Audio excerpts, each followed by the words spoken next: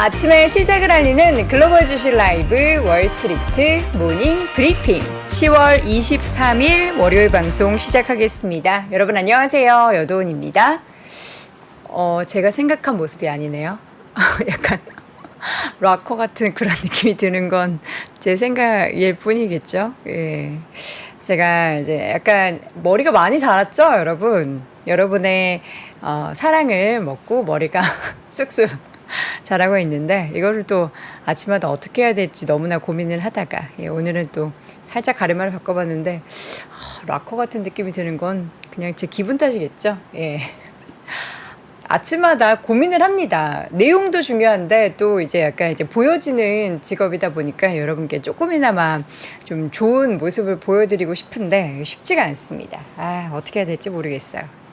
자, 여러분 방송 전부터 이렇게 대기해 주신 분들과 살짝 대화를 나눴는데 날씨가 춥다라는 얘기도 하셨지만 시장이 더 춥죠. 예, 우리나라 시장도 그렇고 미국도 그렇고 언제쯤 이게 나아질까요? 라는 그런 생각이 들 때마다 그 원인이 참 다양하게 있습니다. 시장을 떨어지게 만드는, 하락하게 만드는 원인들이 참 많은데 그중에서 이 정말 높은 금리, 그러니까 주말 사이에도 여러 뉴스 기사들 중에서 그 정도 고정금리 주면은, 그러니까 뭐 되게 퍼센테이지가 높더라고요. 뭐 5%, 6%. 주식 왜 하나? 이렇게 불안정한 자산보다는 안전자산에 돈 넣어두고 있는 게 더 속편하지. 뭐 이런 기사도 보면서 저는 참 얄미웠던 게 이미 우리들의 돈들은 다 주식에 어쩔 수 없이 묶여 있잖아요. 그 손실 뭐 20, 30% 많게는 50% 이상 난 손실을 보고 우리가 그걸 빼서 안전자산으로 어떻게 넣습니까? 그런 거 보면서 참 안타까운 그런 생각도 들고 이거를 우리가 어떻게 타개해야 하나라는 생각을 했을 때는 방법은 제가 봤을 때는 한 가지인 것 같습니다. 잘 버텨내고 거기에 또 한 가지 더 얹자면 현금이 생길 때마다 우리가 참 좋아하는, 그래서 오랫동안 들고 가려고 했으나 지금 손실 보고 있는 종목은 차근히 조금씩 모아가는 게 방법이 아닐까라는 생각이 드는데 그러기 위해서는 오늘도 열심히 돈 벌고 원화 채굴을 최선을 다해서 여러분과 저도 함께 해보도록 하겠습니다.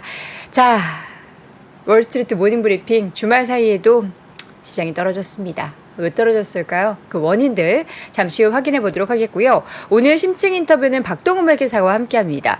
회계사의 입장에서 봤을 때 물론 오늘 이제 기업 얘기를 주로 하겠지만 지금 시장의 하락을 또 어떻게 보고 있을지도 궁금해서 그 내용도 함께 좀 여쭤보도록 하겠고요. 오늘도 월가의 소식은 미국 주식에 미치다 이항영 전문위원과 함께 확인해 보도록 하겠습니다. 자, 뉴욕 증시 3대 지수가 모두 하락을 했습니다. 국채금리가 장중에 또 5%를 넘어서면서 이러한 부담감이 시장을 끌어내리고 있다라는 게 골자고요. S&P 500이 1.26% 하락, 지수는 4,220선까지 좀 내려왔고요. 다우지수도 0.86% 하락, 33,127포인트에서 마감이 됐습니다. 나스닥 지수가 1.5% 더 크게 하락을 했고요. 러셀 2000 지수까지 확인을 하자면 1.29% 하락을 했습니다. 국제유가는 80달러 후반대에서 계속된 등락을 보이고 있는 상황이고요. 금값의 지금 고공행진이 계속해서 이어지고 있다는 부분도 시장에서는 대부분의 좀 큰 자금들이 지금 안전자산 쪽으로 많이 흘러가고 있다는 것을 우리가 확인해 볼 수가 있겠습니다. 지난주 파월 의장이 이제 행사에서 여러 가지 발언들을 했는데 그 부분이 시장에서는 국채금리 10년물 같은 경우에 5%를 돌파하게 만드는 원인이 되는 거고요. 또 연준의 금리 인하가 계속 미뤄지고 있죠. 뭐 내년 2분기 말쯤에 혹은 늦어도 3분기에 될 것이다는데 거의 뭐 내년 말까지 이야기가 나오고 있습니다. 라파엘 보스틱 애틀랜타 연은 총재가 CNBC와의 인터뷰에서 연준의 금리 인하에 관련한 시기를 묻는 그 질문에 인플레이션이 2%에 가까워질 때라고 답변을 했습니다.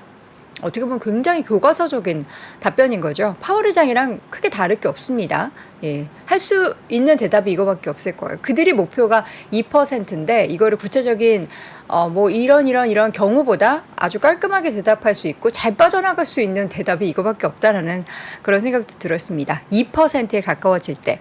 그래서 다시 한번 이제 구체적인 시기를 또 물었죠. 앵커는 또 집요하게 물어봐야죠. 그래서 그 시기가 어느 때라고 보십니까? 2%는 언제쯤이면 도달할 거라고 보십니까? 이런 질문을 했겠죠. 그래서 대답이 2024년 말이라고 말하고 싶다. 말하고 있으면서 뭘 말하고 싶다요? 2024년. 그러니까 우리는 2024년은 알고 있었고 그게 이제 2분기 초냐 말이냐 3분기 초냐 이런 이야기를 막 하고 있는 와중에 말이라고 이야기하니까 시장은 또 실망하게 되는 겁니다. 지금 연준 당국자들이 내년 말의 기준금리가 중간값을 기준으로 5.1을 기록할 것이라고 예상한 바가 있기 때문에 현재 기준금리가 5.25에서 5.5%인 점을 고려하면 내년에는 한 차례나 또 두 차례 만약에 이제 올해 한 번 더 인상을 했을 때는 두 차례가 되겠죠. 요 정도만 금리 인하가 가능할 것이다라는 전망을 하면서 시장은 또다시 불안감에 실망을 했습니다. 또 여기 로레타 베스터 미국 클리블랜드 연은 총재는 연방기금 금리가 고점에 다다랐거나 또 그 근처에 있다면서도 본인은 추가적인 인상을 지지하는 쪽에 있다라는 발언을 했고요. 패트릭 하커 필라델피아 연은 총재는 정책 금리를 안정적으로 유지하는 것이 신중한 선택이다라고 생각을 한다라고 하면서 금리 동결을 또 재차 주장하는 발언도 있었습니다. 자, 연준 위원들의 이런 좀 발언이 나올 때마다 시장은 참 실망을 하고 또 이제 한편으로는 뭐 안도할 얘기들이 뭐 금리 인하가 추가적으로 없다 요 정도 얘기밖에 없어서 참 아쉬움의 연속입니다. 이 가운데 앞서서 말씀드렸던 것처럼 금값의 고공행진이 다시 펼쳐지고 있죠. 금값뿐만 아니라 비트코인도 다시 한번 상승세 보이고 있는데 금값은 2주 연속 올라서 3개월 만에 최고치 장중에 경신을 했고요. 비트코인 같은 경우에도 8월 이후에 처음으로 다시 한번 3만 달러를 돌파하는 움직임들이 보이고 있습니다. 금리가 너무 많이 이제 올라가면서 대체 투자로 금이나 이런 비트코인 가격에 상승이 나타나고 있다라는 분석이 나오고 있고요. 중동 지역의 지정학적 긴장은 주말에도 계속해서 이어졌습니다. 일단은 팔레스타인의 무장정파 하마스가 억류 중인 미국인 인질 2명을 풀어줬다라는 소식이 나왔는데 이것은 또 이제 이스라엘의 지상 작전을 막기 위한 압박카드라는 분석이 나왔다라고 하고요. 계속해서 긴장이 이어지고 있는 가운데 과연 이 긴장이 언제 또 얼마나 해소될 수 있을지는 좀 미지수라서 이런 불안감은 계속 시장에 안 좋은 부정적인 환경을 제시하고 있습니다. 이 가운데 뭐 종목이 많이 빨간데요. 맵을 보면서 쭉 이야기를 나눠보도록 하겠습니다. 지금 실적 발표를 계속해서 이어지고 있는 가운데 대부분의 종목이 빨갛죠. 일단 이번 주에 이제 또 지난주 테슬라 그리고 넷플릭스에서 이번 주는 메타를 비롯한 빅테크 기업들의 실적 발표가 쭉 이어지고 있습니다. 자, 구글 1.6% 하락, 마이크로소프트 1.4% 하락을 했고요. 그리고 애플의 주가는 1.47% 하락, 그리고 아마존이 좀 상대적으로 많이 빠졌죠. 2.52% 하락을 했습니다. 테슬라도 추가적인 하락을 기록하면서 3.69% 하락한 211달러 선까지, 210달러 초반 선까지 좀 밀려나는 모습이 보였고요. 뭐 오라클, 어도비 이런 종목들은 좀 더 많이 빠졌습니다. 오라클의 주가는 5.9% 거의 6% 육박하는 하락이 보였고 어도비도 2.6%. 금융주도 모건 스탠리, 뭐 골드만삭스 정도를 제외하고는 모두 좀 빨간불을 켜서 아쉬운 모습이었는데 제일 좀 충격적이었던 게 이제 태양광 업체들이 와르르 무너졌습니다. 솔라이지가 3분기에 실적 가이던스를 하향 조정했다라는 소식 가운데 주가가 27% 이상 좀 큰 폭으로 하락을 했고요. 또 도이치방크에서 태양광 업체에 대한 그러니까 솔라이지를 비롯해서 썬런, 썬노바 이런 종목들에 대한 투자 의견을 매수해서 보유로 하향 조정을 하면서 썬런도 7%, 썬노바도 6% 하락했고 또 인페이즈 에너지라는 기업도 함께 14% 정도 밀렸습니다. 이게 이제 실적도 실적인데 이 실적의 배경이 정말 다양하게 있잖아요.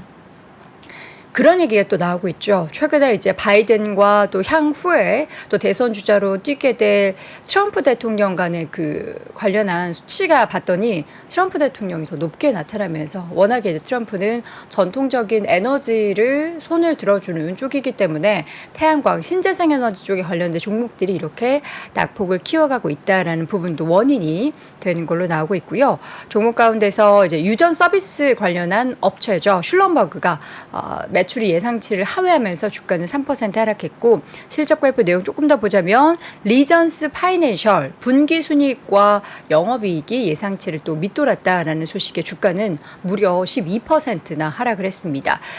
또 슈레패커드 엔터프라이즈의 주가도 연간 실적 전망치를 예상치를 하회를 하면서 주가는 6% 이상 하락을 했고요. 지금 카드 기업 중에서 아메리칸 익스프레스 같은 경우에는 순이익이 예상치를 웃돌았다라는 소식이 전해졌는데 주가는 많이 빠졌습니다. 5% 이상의 하락을 보였고요. 아메리칸 익스프레스뿐만 아니라 비자 마스터카드도 하락을 했는데 비자는 약보합권 정도, 마스터카드는 0.89% 정도의 하락이 보였습니다. 또 맵을 다시 돌아가면은 이 헬스케어 쪽에 있어서 좀 초록불이 몇 가지 보이긴 하죠. 에브비나 존슨앤존슨 그리고 머크가 2% 넘게 올랐는데요. 머크 같은 경우에는 UBS에서 좀 호평을 내놨습니다. 중립에서 매수로 투자 의견 상향 조정을 했는데 그 배경이 이 머크의 강력한 치료 관련한 파이프라인을 과소평가하고 있다라고 이야기를 하면서 투자 의견 상향 그리고 주가도 함께 2% 넘는 상승을 보였고요. 반면에 이제 우리가 종종 함께 확인했었던 인투이티브 서지컬 같은 경우에는 매출 손실이 발표가 됐습니다. 그러면서 주가는 2% 하락을 했고, 국제유가 같은 경우는 계속 등락을 보이고 있는 가운데 주말 사이에 에너지주들은 전반적으로 하락을 보였습니다. 엑스모빌, 쉐브론 각각 1%대 하락을 하는 모습이 보였고요. 종목 가운데서는 지금 오일 쪽에 있어서의 종목들이 좀 상대적으로 하락을 깊게 했다라는 부분이 눈에 띄고 있습니다. 필수 소비재 쪽은 좀 엇갈린 모습을 보이고 있는데요. 월마트 1% 하락, 코스트코 2% 하락했는데 타겟의 주가는 보합권 보였고 코카콜라나 펩시코도 좀 엇갈렸습니다. 코카콜라는 0.4% 오른 데 반해 펩시코는 0.35%. 자, 그리고 컨텐츠 기업들 지난주에 좀 반향이 있었는데 넷플릭스는 약보합권 마감이 됐고요. 디즈니 0.72%. 최근에 넷플릭스 그 컨텐츠 중에서 우리나라 그 수지 씨가 주연인 이두나라는 드라마가 새로 이제 오픈이 됐는데 론칭을 했는데 저는 한 1편을 봤거든요. 근데 제가 뭐 수지 씨를 좋아해서 그런지 저는 재밌더라고요. 근데 이제 넷플릭스의 연말 뭐 옷개을 비롯한 다양한 컨텐츠에 대한 기대감 그리고 그 요금제 변화에 대한 기대감이 있는 가운데 과연 또 실적을 얼마나 끌어올리게 될지가 궁금합니다. 아침에 왜요? 뭐 채팅창에 무슨 문제 있었어요? 왜요? 시청자가 들었는데 뭐 저의 안경에 대해서 이야기가 있었나요? 괜찮아요. 저는 제 나이 아줌마 맞아요. 40이면 아줌마죠. 결혼은 안 해서 아직 아가씨 소리를 듣고 싶지만 아줌마 맞고요. 안경은 저는 굉장히 만족하고 있습니다. 새로 산 안경 여러분들이 칭찬 안 해주셔도 괜찮으니까 싸우지 마시고요. 우리 아침에 시장도 안 좋은데 기분 좋게 여러분들 서로 덕담해가며 좋은 이야기, 희망찬 이야기만 많이 나누셨으면 좋겠습니다. 자, 이렇게 해서 주말 사이에는 무슨 일이 있었는지 정말 듣고 싶지 않았던 그러나 우리가 또 마주해야 하는 현실을 쭉 확인을 해봤고요. 잠시 후 이어지는 심층 인터뷰는 박동우 회계사와 함께 이야기 나눠보도록 하겠습니다. 네, 월스트리트 모닝 브리핑 함께하고 있습니다. 여러분의 채팅을 보면은 저는 되게 힘도 나고 재미도 있고 막 그래요. 그러니까 물론 뭐 막 그 부정적인 단어를 쓸 수 있잖아요. 근데 요새는 왜 그런지 모르겠어요. 저는 그걸 보면서 그냥 또 이것도 하나의 관심이다라는 생각으로, 그렇다고 나쁜 얘기를 하라는 건 아닙니다. 그 이두나라는 넷플릭스 제가 컨텐츠 방금 전에 말씀드렸잖아요. 거기에서 그 이두나라는 친구가 굉장히 유명한 아이돌 그룹의 멤버예요. 되게 유명한데 그 친구 그렇게 얘기하더라고요. 뭐 내가 버는 그 수익의 반은 나의 얼굴값이고 반은 욕값이라고 하더라. 이러면서 이제 굉장히 뭐 많이 별의별 악플을 많이 받으면서 마음의 상처를 받아가지고 좀 활동을 쉬고 있는 그런 장면이 나오는데 그걸 보면서 나는 그 정도는 아닌데 예, 그런 생각이 또 들기도 했습니다.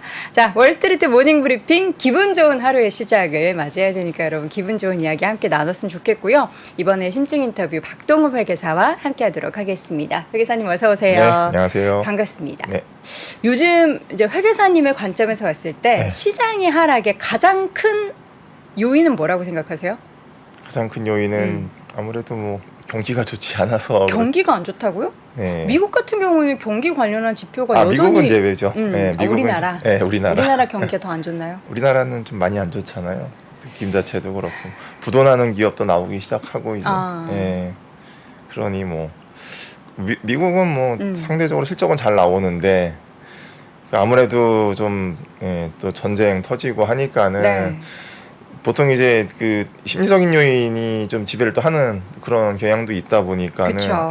앞으로 이제 어떻게 될 거냐에 대한 불확실성, 뭐 전쟁 뭐 더 커지는 거 아니냐, 뭐 이제 온갖 그런 상황 되다 보니까는 네. 아마 그렇지 않을까라고 생각을 해서 또 지나가겠죠. 언제 지나가요?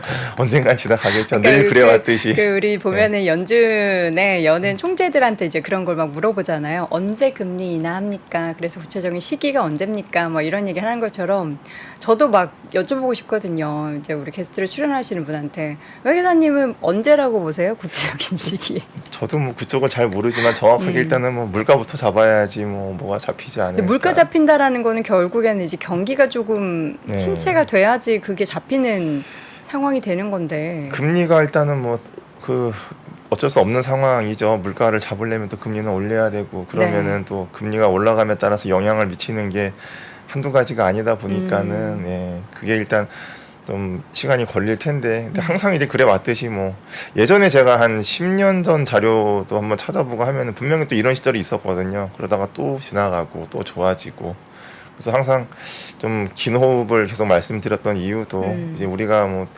금방금방 이렇게 어떻게 되는 상황이 아니니까는 그렇지 않을까 싶습니다. 근데 참 그런 것 같아요. 우리는 미국 주식 하시는 분들 중에서 물론 단기적으로 투자하시는 분들도 계시겠지만 중장기적으로 나 이 종목 정말 좋게 봐서 가져갈 거야 라는 생각으로 매수를 해요. 네. 근데 그 사이에는 풍파들이 있죠. 그럼요. 나는 분명히 사자마자 수익을 한 30% 봤는데 갑자기 마이너스 10%가 되면은 그 40%가 손실을 본 것 같다는 40%의 손실을 본 것 같다는 생각이 들면서 나의 투자의 그 생각은 흔들리며 팔아야 하나?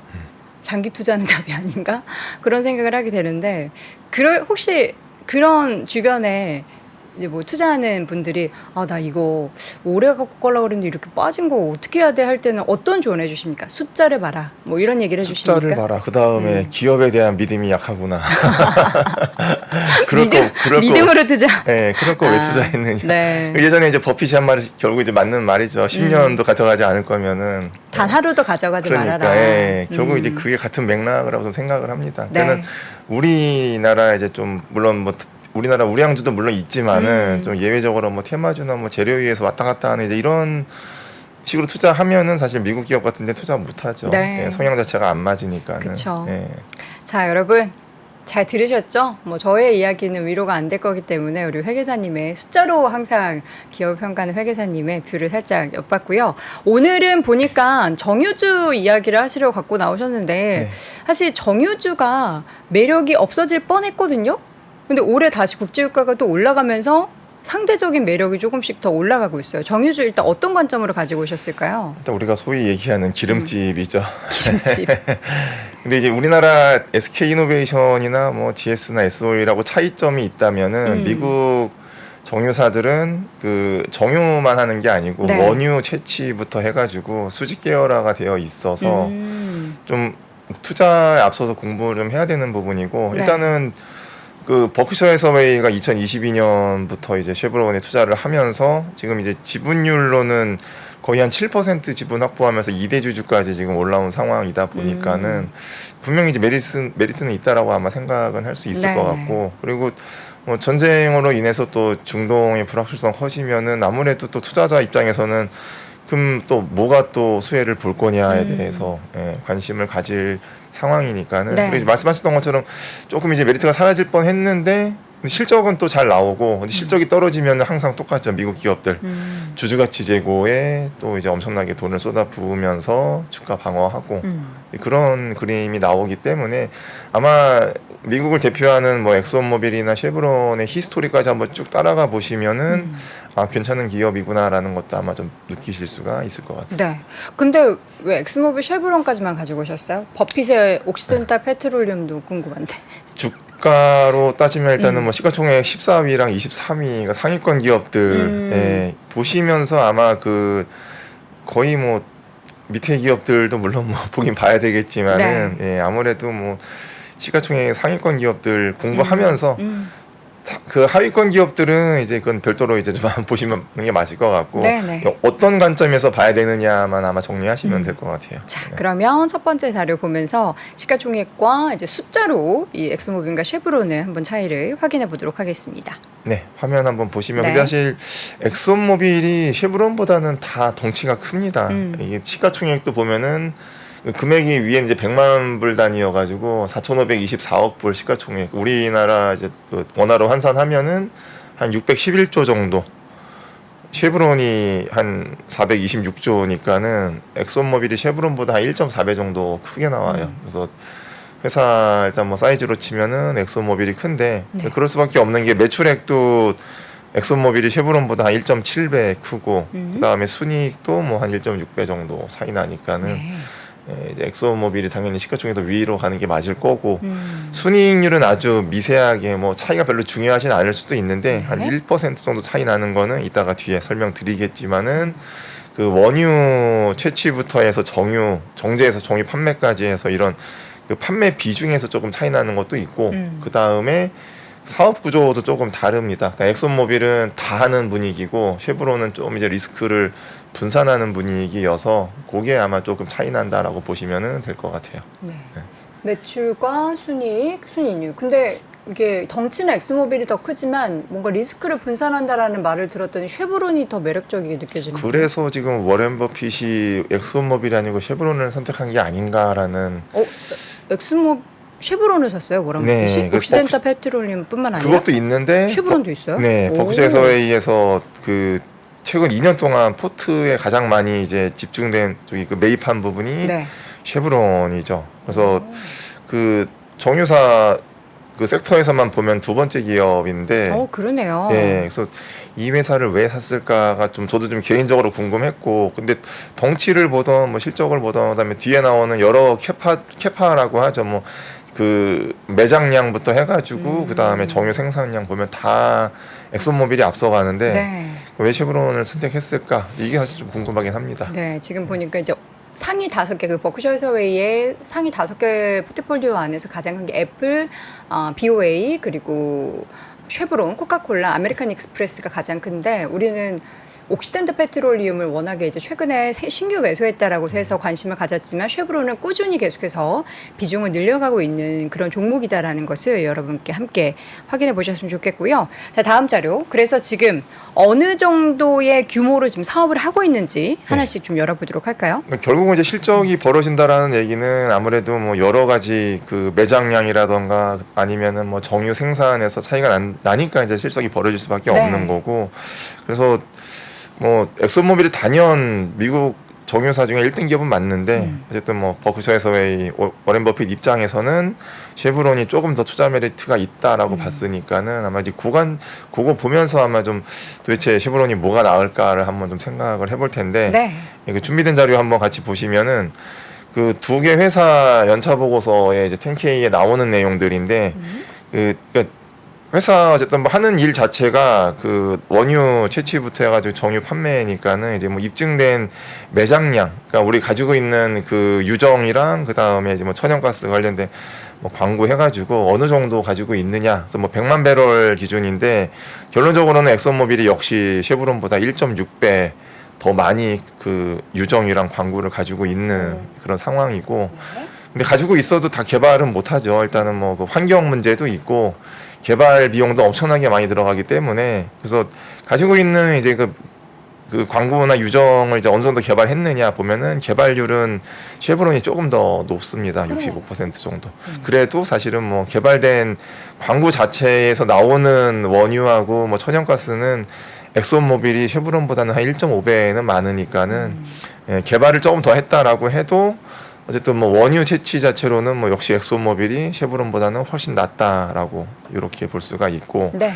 이제 조금 이제 벌어지기 시작하는 게 밑에 나오는 이제 다운스트림하고 업스트림이라고 표시를 해놨는데 이거는 아마 그 이쪽 섹터 공부하셨거나 투자하셨던 분들은 아마 친숙한 단어실 거고 네. 그다음에 이번에 처음 보시는 분들은 앞으로 이제 계속 관심 가지시려면은 요 단어는 좀 알아두시는 게 좋습니다. 좀 쉽고 짧게 설명해 예. 주시죠. 그래서 쉽게 말하면 이제 업스트림은 네. 원유랑 천연가스 탐사부터 이제 개발, 생산, 운송 요 과정을 이제 업스트림이라고 하고 네. 다운스트림은 우리가 이제 알고 있는 석유 제품 정제해서 판매하는 거. 네, 그러니까는 앞단 뒷단이라고 보통 이제 보시면은 될 것 같아요. 그래서 업스트림 쪽은 쉽게 말하면은 원유 쪽, 다운스트림은 쉽게 말하면은 정유 쪽 이렇게 보시면 되겠습니다. 네. 그래서 이제 그 개념 가지고서 엑소모빌 보시면은 다운스트림 비중이 절대적으로 크죠. 아무래도 돈 되는 게 다운스트림 쪽이다라고 이제 많이 뭔가 생각을 이제 만들어서 파는 게 더 좀 더 돈이 든다. 그렇죠. 네. 예. 쉐보론도 역시 다운스트림 쪽의 비중이 훨씬 큽니다. 네. 근데 이제 굳이 두 개를 비교해 보면은 이제 업스트림 쪽에서 조금 더 비중을 가져가는 게 이제 뭐 쉐보론 아무래도 개발률이 조금 더 높으니까는 좀 그런 것도 생각을 해볼 수가 있고 그 다음에 이제 다운스트림 캐파 아까는 이 정제 사업 관련해 가지고 공장을 어느 정도 이제 가지고 있느냐 차이 많이 나네요. 예, 하루에 생산할 수 있는 그 정유 양이죠. 하루당 1000배럴 기준이니까는 엑소모빌이 쉐보론보다 한 2.5배 정도는 더 뽑아내고 있다라고 보면은 아무래도 뭐 숫자적으로는 뭐든지 다 엑소모빌이 쉐보론보다는 월등하다라고 볼 수가 있겠습니다. 네, 지금까지 보면 이제 덩치가 굉장히 큰데 그렇다면 이제 다음 자료는 이제 매장량이나 생산량 또 판매량에 대한 데이터인데 이걸 봐도 당연히 이제 엑스모빌이 훨씬 더 크겠죠. 네, 전부 다 큽니다. 네. 그래서 이제 그 순위 찾아보면서 이제 1등 기업이 또 어딜까도 한번 또 다 찾아봤는데 미국은 없고 다 이제 해외 기업들이어가지고 요거 한번 또 자료 보시면서 이쪽 섹터 공부하실 때 그 대한소기업회 사이트 들어가서 보시면은 그 자료가 되게 잘 나옵니다. 그래서 국내 자료뿐만 아니라 이제 해외 기업 자료까지 되게 잘 나오기 때문에 이게 작년도 기준일까요? 네, 2022년 기준으로 매장량 순위부터 보시면은 그래서 엑소모빌이 쉐보론보다 당연히 앞서겠죠. 차이는 뭐 이렇게 많이 나지는 않는데 근데 압도적으로 1등은 그 우리가 알고 있는 베네수엘라. 사실 참 이 천의 그 환경을 가지고 가지고 있는 국가인데 어쨌든 뭐 정치적으로 불안하니까는 참 안타까운 상황이죠. 매장량으로는 뭐 절대적으로 1등이 베네수엘라에 있는 이제 그 원유 회사 PDVSA라는 회사고 그 다음에 이제 생산량 같은 경우에는 엑소모빌이 7위고 이제 쉐보론이 12위니까 아직 역시 원유 생산량도 뭐 엑소모빌이 압도적으로 쉐보론보다 앞서고 있는데 세계 1위는 뭐 거의 불변이죠. 사우디아라비아의 아람코가 이제 뭐 거의 항상 1등으로 가고 있고 정제 능력 같은 경우에도 아까 그 비중은 조금 뭐 다르기는 했지만은 그래도 기본적으로 두 회사 다 이제 그 정제 다운스트림 쪽에 좀 많이 치중하다 보니까는 엑소모빌이 3위고 이제 쉐보론이 12위. 근데 이제 정제 능력에서는 이제 시노펙 중국 기업이 또 역시 그러니까는 뭐 어쨌든 공장 하나 만들면은 뭐 크게 만드는 국가다 보니까는 시노펙이 또 1등이어서 유가 이따가 이제 맨 마지막에 유가 변동과 주가와의 관계, 실적과의 관계도 한번 같이 볼 텐데 그 좀 유가가 많이 올라갈 때는 뭐 중국 시노펙이나 뭐 사우디아라비아 아람코도 좀 관심 있게 보시는 것도 괜찮을 것 같고 그다음에 이제 판매량만 딱 놓고 봤을 때는 역시 엑소모빌이 2위 거의 뭐 1등을 위협하는 2위까지 올라와 있는 상황이고 쉐보론이 한 7위 정도. 역시 이것도 1등은 영국의 BP사가 1등이어서 그 상황에 맞게 아마 뭐 그 투자하는 것도 괜찮지 않을까라고 생각을 합니다. 네. 자, 그러면 이제 실적을 봐야 될 텐데 엑스모빌과 쉐보론의 그동안의 이제 연도별 실적을 좀 체크를 해볼까요? 네, 아무래도 좀 유가랑 같이 비교해서 보는 게 조금 이제 의미가 있을 것 같아가지고 네. 그 매출액이랑 그 다음에 순이익과 그 다음에 이제 국제 유가와의 가격 한번 비교해서 좀 분석해보는 게 맞을 것 같아요. 좀 자료를 한번 준비해봤는데 요 내용을 보면서 왜 어쨌든 뭐 워렌 버핏은 엑소모빌이 아닌 쉐브론을 택했을까도 한번 좀 생각을 해보면 좋은 게 일단은 노란 색깔로 칠해놓은 게 가장 눈에 들어오니까는 2020년 코로나 터지고 나서 아마 기억하시겠지만은 국제 유가가 완전히 뭐 땅으로 주저앉던 시절이었었죠. 근데 이제 여기서 뭐 간단하게 퀴즈 하나 드리면은 원유 채취하는데 그 배럴당 비용이 얼마 정도 발생하는지 혹시 모르죠. 제가 그걸 알 수가 있을까요? 왜냐하면은 그때 국제 유가가 거의 한 10불 이하까지 떨어진 시절이 있었는데 그 10불이 사실 굉장히 좀 의미 있는 숫자입니다. 왜요? 원유 채취할 때 10불 들어요? 원유 채취하는 비용이 10불입니다. 배럴당. 배럴당 10불이 들으니까 그거보다 더 비싼 값에 파는 만큼의 그 이익률이 나오는 거겠네요. 그렇죠. 그러니까 업스트림 쪽에서 그러니까 그 원유 채취해 가지고 이제 생산해 가지고 운송하는 이제 그쪽 사업에서는 10불이 이제 마지노선이라고 봐야 되는 거죠. 10불 더 밑으로 떨어지면은 채취 안 하죠. 그렇죠. 안 하는 게 낫죠. 차라리 비용만 발생되니까는. 그리고 그렇게 하면은 이제 차라리 그 유가가 올라갈 가능성이 있으니까 이제 그때 가서 생산을 하면 되는 거고. 그러면은 그래서 이제 그 당시에 그 미국의 뭐 셰일가스 기업들도 굉장히 많이 이제 뭐 부도가 난 이유 중에 하나가 생산비도 못 건지는 상황이 돼버리니까는 이제 그리고 이제 국제 유가가 그게 폭삭 주저앉아 버리니까는 뭐 셰일가스 힘들게 채취할 바에 차라리 뭐 그냥 유정해서 파는 게 훨씬 더 싸게 맥히는 상황이니까는 이제 그 정도 상황이 되니까는 2020년에 두 개 회사가 다 적자가 났는데 적자 폭을 보면은 아무래도 이제 엑소모빌의 그 적자가 훨씬 더 이제 많이 나오는 그런 부분이고.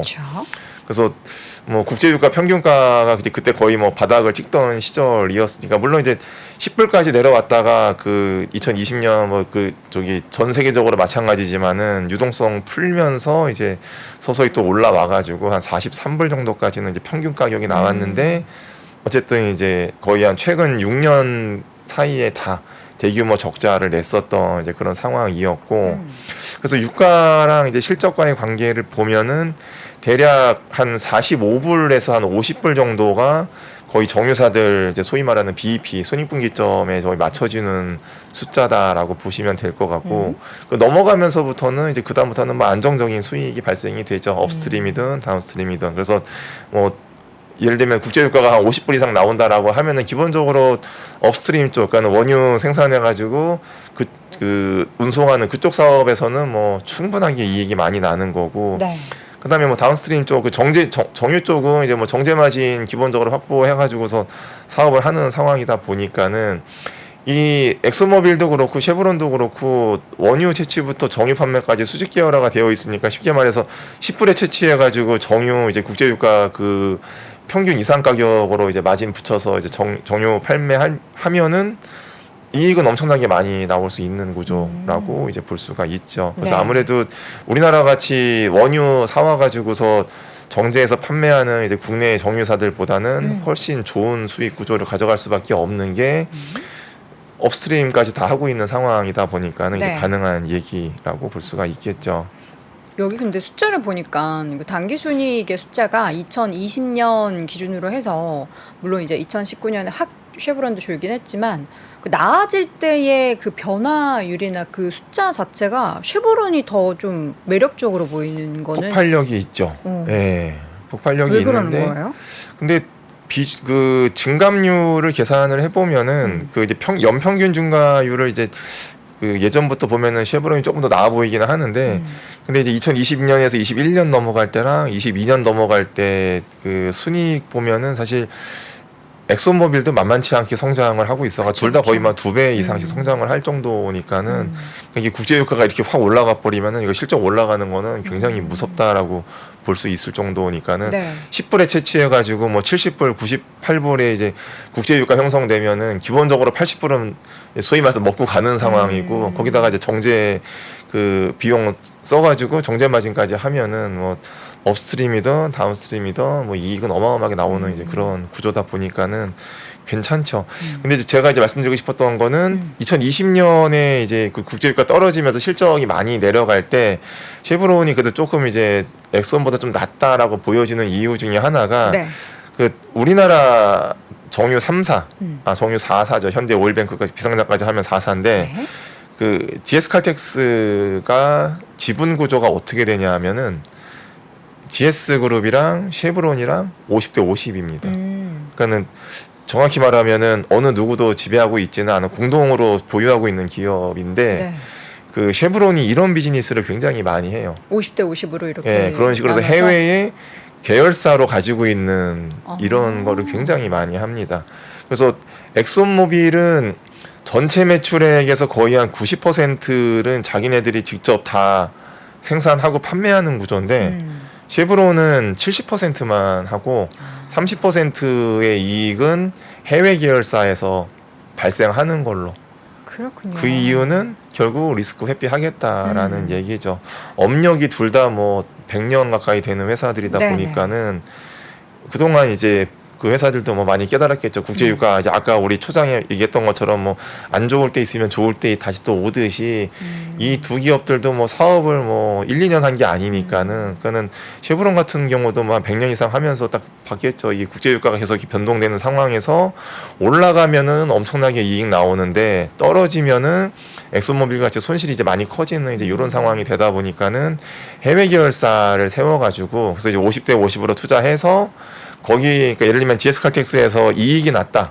그럼 이제 이익 나는 거에 쉐브론은 그냥 50%만 쉐어하는 걸로 이익 가져오는 걸로만 그냥 회계 처리하는 거고 네. 만약에 GS 칼텍스가 손실 났다. 그럼 손실에 그냥 50%만 가져오는 걸로.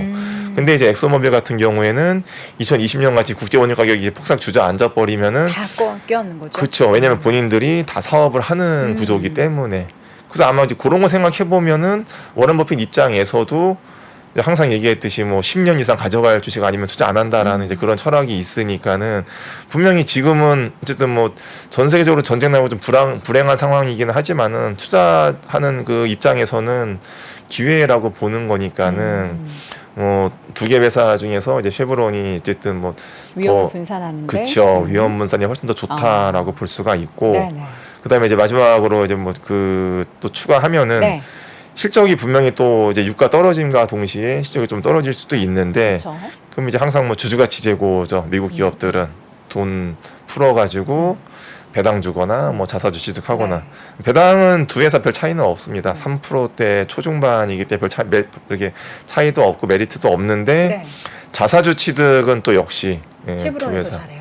적극적인데 아직까지는 엑소모빌 좀 많이 했어요. 엑스모빌 예. 필요합니까? 근데 그것도 아마 생각을 해보면은 엑소모빌이 자사주 취득을 발행 주식수 대비 한 49% 거의 한 반을 다 걷어들였는데 쉐브론은 아직 22%밖에는 안 걷어들였어요. 그러면은 더 걷어들일 가능성을 돋보는 그렇죠. 건가요? 예. 아마 우리는 그 저기 워렌 버핏의 큰 뜻을 아마 그렇게 이해해야 되지 않을까. 네. 그래서 이제 기회를 본 게 결국은 그 유가 하락할 때 리스크 분산할 수 있다라는 이제 그런 내용이랑 1번. 그 다음에 주주가치적으로 측면에서 엑소모빌이 자사주를 훨씬 더 많이 취득을 했지만은 네. 아직 쉐브론은 취득할 수 가능성. 있는 그러니까 금고에 아직 더 채워넣을 게 많이 남아 있다. 아마 그 관점에서 그 워렌 버핏이 작년부터 네. 그렇게 집중적으로 투자한 게 아닌가라는 생각이 또 들고 네. 그다음에 이제 한 가지만 더 말씀드리고 싶은 게 2022년도에 버크셔 해서웨이가 그 쉐브론을 집중적으로 투자를 하기 시작을 했는데 국제유가 아까 보셨던 것처럼 평균 98.9불입니다. 네. 굉장히 높은 가격이었어요. 그렇죠. 그 얘기는 워렌 버핏도 투자 타이밍을 재는 거는 아니다라는 얘기죠. 그냥 기업을 보고 이 국제유가가 그렇죠. 이래서 투자한다기보다는 기업의 내용을 보고 네. 투자를 한 거다. 아마 정말 타이밍을 본다라고 했으면 분명히 2020년 뭐 그때 19년 했어야겠죠? 이때 하는 게 원래 맞는 거죠. 근데 그렇게 하지 않았다라는 거는 우리가 뭐 투자했다가 오늘 내일 주가가 떨어졌다 해서 슬퍼하거나 노여할 필요가 없는 게 그러니까 이런 거 보면서 아마 좀 더 여유를 가져야 되지 않을까라는 네. 생각을 해서 좀 그런 교훈도 한번 좀 느낄 수 있는 그쵸. 예, 종목이라고 생각을 해요. 네.